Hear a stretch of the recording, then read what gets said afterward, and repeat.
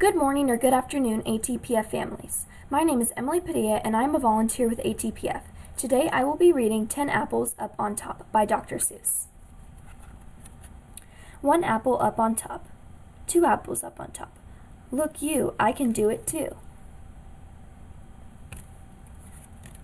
Look, see, I can do 3, but you can do 3, but I can do more. You have 3, but I have 4.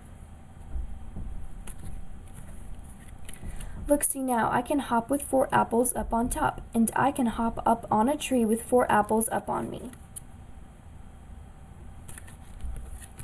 Look here, you two. See here, you two. I can get 5 on top. Can you? I am so good, I will not stop. 5, now 6, now 7 on top.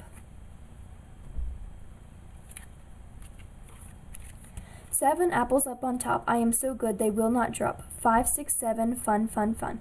7, 6, 5, 4, 3, 2, 1. But see, we are as good as you. Look, now we have 7 too. And now you see here, 8. 8 on top, 8 apples up. Not one will drop. But I can do 9 and hop and drink, and you cannot do this, I think.